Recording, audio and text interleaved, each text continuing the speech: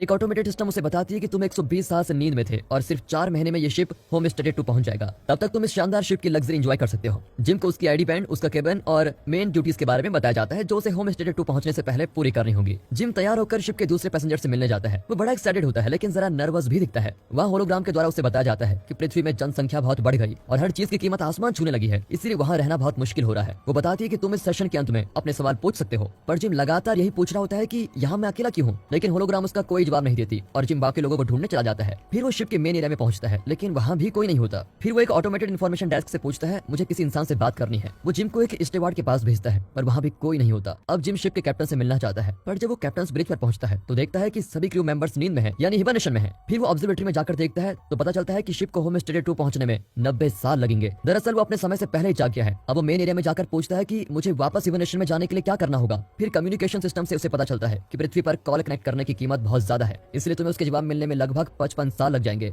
ये सुनकर तो जिम टूट ही जाता है। फिर वो शिप में घूमने लगता है तो उसे शिप के बार में एक बारटेंडर दिखता है। अब जिम उसे ड्रिंक मांगता है। जब वो ड्रिंक देने जाता है तो जिम रियलाइज कर लेता है कि यह इंसान नहीं बल्कि आर्थर नाम का एक एंड्रॉइड है। जिम उससे मदद मांगने की कोशिश करता है लेकिन आर्थर को शिप की कोई जानकारी नहीं होती। अब अगले दिन जिम कैफेटेरिया में जाता है और वहाँ पर सारे अच्छे डिशेस गोल्ड क्लास पैसेंजर्स के लिए रिजर्व होते हैं। जिम को सिर्फ कॉफी पीकर ही काम चलाना पड़ जाता है। फिर वो कुछ टूल्स ढूंढकर अपना हिबरनेशन पॉड ठीक करता है और उसके अंदर लेट जाता है, लेकिन हिबरनेशन पॉड अब भी काम नहीं करता। शिप में हर तरफ कोई ना कोई खराबी होती रहती है। वो तंग आकर आर्थर से बात करने जाता है। आर्थर उसे एडवाइस देता है कि तुम किसी गोल्ड क्लास रूम में जाकर एंजॉय करो। जिम वहाँ के रेस्टोरेंट्स, गेम, एंटरटेनमेंट वगैरह ट्राई करता है लेकिन वो बहुत देर इन चीजों को एंजॉय नहीं कर पाता। एक दिन वो नशे में एक जगह पहुंचता है जहाँ स्पेस सूट्स रखे हुए हैं। जिम सूट पहनकर एयरलॉक का दरवाजा खोलकर बाहर ही चला जाता है। वहाँ का नजारा देखकर वो दंग रह जाता है। फिर वो अपने बूट्स का मैग्नेट रिलीज करता है और स्पेस में तैरने लगता है। वो बहुत ही बेकार फील करता है और अंदर आकर अपने सूट्स उतारता है। फिर वो बिना सूट के बाहर जाकर मर ही जाना चाहता है, पर आखिरी मोमेंट में वो अपना इरादा बदलकर अंदर आ जाता है और गलती से एक बोतल पर गिर जाता है। जब वो उठता है तो एक पॉड में अरोरा नाम की औरत को देखता है। उसके बाद वो डायरेक्टरी में उसकी फाइल्स ढूंढता है और उसका पैसेंजर इंटरव्यू सुनता है। फिर वो बार में जाकर आर्थर को अरोरा के बारे में बताता है।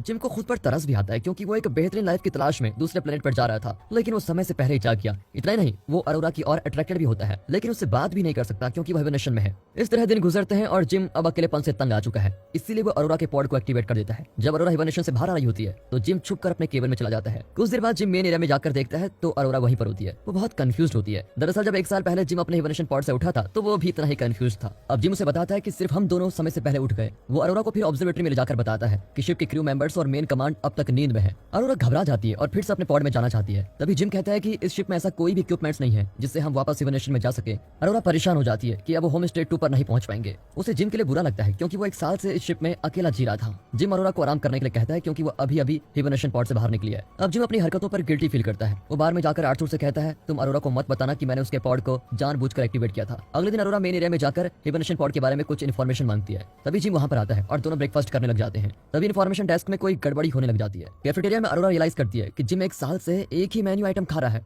वो जिम पर तरस खाकर अपना गोल्ड क्लास ब्रेकफास्ट उसके साथ शेयर करती है। उसे यकीन है कि वे किसी तरह पॉड के अंदर वापस जाकर हिबरनेट कर सकते हैं। वो कुछ रिसर्च डॉक्यूमेंट्स को पढ़ती है और फिर क्रू मेंबर्स के हिबरनेशन चैम्बर का दरवाजा तोड़ने की कोशिश करती है। जिम देखता है कि शिप में और भी कई सिस्टम्स डाउन हो रहे हैं। अरोरा धीरे धीरे अपनी रियलिटी को स्वीकार कर लेती है और रोज शिप में जॉगिंग, स्विमिंग, ये सब कुछ करने लग जाती है। वो अपनी राइटिंग भी शुरू कर देती है। वो जिम से पूछती है कि तुम होम स्टेट 2 क्यों जाना चाहते हो। पहले तो वो कहता है कि मेरी कंपनी इस ट्रिप को स्पॉन्सर कर रही है इसलिए, लेकिन बाद में वो सच बताता है कि पृथ्वी पर मैं खुद को एक लूजर फील करता हूँ। कम से कम होम स्टेट 2 में कुछ कर दिखाना चाहता हूँ, यही मेरा मकसद है। अरोरा बताती है कि वो इस शिप के बाकी पैसेंजर से बिल्कुल अलग है क्योंकि उसके पास इस ट्रिप का रिटर्न टिकट भी है। उसका प्लान था कि वो होम स्टेट 2 में 1 साल रहकर पृथ्वी पर वापस लौट आएगी और वो पहली जर्नलिस्ट होगी जो होम स्टेट 2 के रियल लाइफ एक्सपीरियंस के बारे में लिख पाएगी। ऐसा करके वो अपने लिए एक अलग पहचान बनाएगी। ये सब कुछ उसने सोचा हुआ था, लेकिन वक्त के जाते जाते वो भी गिव अप करने लगती है। अब जिम उसका मूड ठीक करने के लिए उसको डांसिंग, सिनेमा, बास्केटबॉल कोर्ट वगैरह में लेके जाता है। फिर वो अरोरा को आर्थर से मिलाता है। अरोरा जरा रिलैक्स फील करती है लेकिन जल्दी वो रियलाइज करती है कि ये एक डेड एंड है और वो चली जाती है। जिम आर्थर के साथ अकेला होता है और खुद को कोसता है कि मैंने इतनी एम्बिशियस लड़की की लाइफ बर्बाद कर दी। अरोरा ऑब्जर्वेटरी में जाती है तो वहाँ जिम ने उसके लिए क्राइसलर बिल्डिंग का मिनिएचर बना के रखा होता है। वो एक पल के लिए खुश हो जाती है। फिर दोनों बार में डेट करने जाते हैं और डिनर के बाद अपनी लाइफ की कई बातें शेयर करते हैं। अरोरा कहती है कि जब मैं टीनेज की थी तो मेरे पापा चल बसे।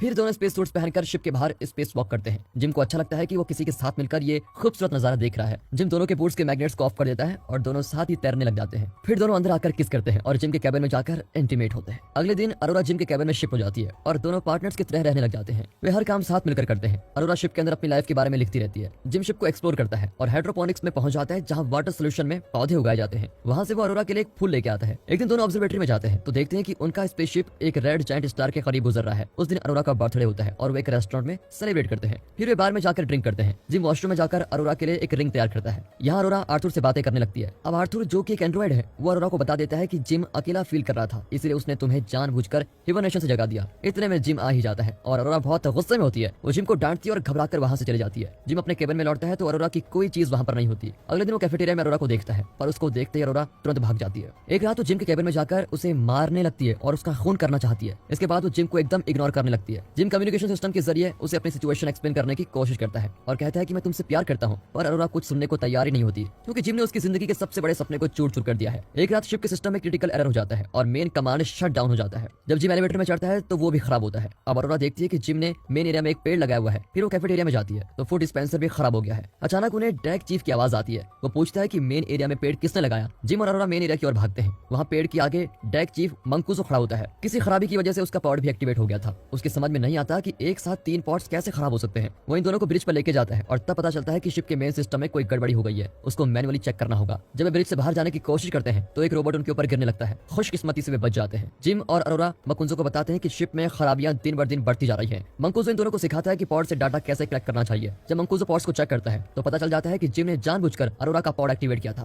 वो जिम को डांटता है कि तुमने ऐसा क्यों किया। फिर वो ब्रिज पर जाकर कलेक्ट किए गए डाटा को चेक करता है। अरोरा के पूछने पर मंकूजो बताता है कि अब तुम पॉड के अंदर वापस नहीं जा सकती। तभी जिम एक और टूटा हुआ रोबोट लेके आता है। अब मंकूजो को हिबरनेशन सिकनेस होने लगती है और वो आराम करने जाता है, पर अचानक वो खांसने लगता है और मुंह से उसके खून निकलता है। उसी रात अरोरा को नींद नहीं आती और वो स्विम करने जाती है। अचानक पूरे शिप में ग्रेविटी लॉस होती है और स्विमिंग पूल का पानी ऊपर उठ जाता है और अरोरा डूबने लग जाती है। कुछ ही देर में ग्रेविटी रीसेट हो जाती है और अरोरा बड़ी मुश्किल से जिंदा बचती है।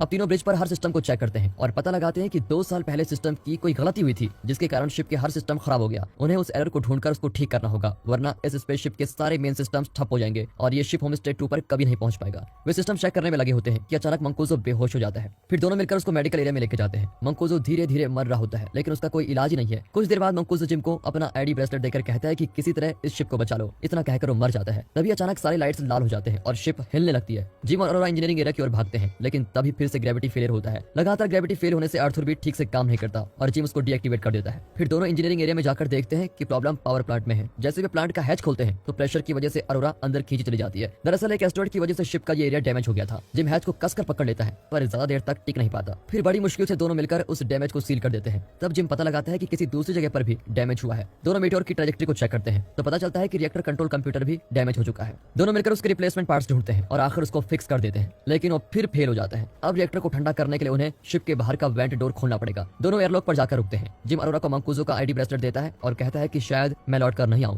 अरोरा उसको स्पेस सूट पहनाकर कहती है कि तुम जरूर लौट आओगे, मैं तुम्हारे बिना इस शिप में नहीं रह सकती। जिम के जाने के बाद अरोरा वापस रिएक्टर पर पहुंचती है, जहां तापमान क्रिटिकल लेवल पर पहुंच गया है। रिएक्टर का एक बोल्ट प्रेशर की वजह से अरोरा के हाथ पर आकर गिरता है। जिम बाहर से वेंट का दरवाजा ढूंढ लेता है। जब वो दरवाजा खोलने की कोशिश करता है तो रिएक्टर रूम का तापमान और बढ़ जाता है। वो अरोरा को बताता है कि रिएक्टर को ठंडा करने के लिए मुझे दरवाजे को मैनुअली पकड़ कर रखना पड़ेगा। अरोरा को ये ठीक नहीं लगता, लेकिन और कोई रास्ता न पाकर जिम अपने प्लान के हिसाब से दरवाजा पकड़ कर रखता है। वो अरोरा को बताता है कि रिएक्टर को वेंट करने दो। अरोरा जिम को खोना नहीं चाहती। इस पर दोनों में बहस होती है और आखिर में जिम कहता है कि हमें बाकी पैसेंजर्स को बचाना होगा। ये सुनकर अरोरा रिएक्टर को वेंट करती है। ये प्रोसेस सफल होता है, लेकिन रिएक्टर से निकला हुआ धुआं जिम को धक्का देकर दूर फेंक देता है। इस इंपैक्ट से उसकी रस्सी भी टूट जाती है। अब उसके सूट का प्रेशर भी घटने लगता है। जब वो अरोरा को ये इन्फॉर्मेशन देता है तो वो तुरंत दूसरा सूट पहनकर उसको बचाने के लिए बाहर जाती है। जिम फिर से उससे माफी मांगता है। इसी बीच अरोरा तैरने लगती है और जिम की रस्सी पकड़ने की कोशिश करती है, पर अरोरा की रस्सी छोटी पड़ जाती है। फिर भी वो अपनी पूरी कोशिश जारी रखती है और बड़ी मुश्किल से जिम की रस्सी पकड़कर उसको अंदर लेके आती है। वो फिर उसको मेडिकल एरिया में लेके जाती है तो पता चलता है कि वो मर चुका है। पर अरोरा मंकूजो का आईडी ब्रेसलेट यूज करके उसे रिवाइव करने की कोशिश करती है। अब ऑटोमेटिक मेडिकल पॉड अपना काम शुरू करता है और जिम को रिवाइव कर देता है। तब अरोरा कहती है कि मैंने तुम्हें माफ कर दिया। फिर अरोरा आर्थर को भी ठीक कर देती है और वे मंकूजो के शरीर को पूरी इज्जत के साथ स्पेस में डिस्पोज कर देते हैं। जिम अरोरा को मेडिकल एरिया में जाकर बताता है कि मैंने मेडिकल पॉड को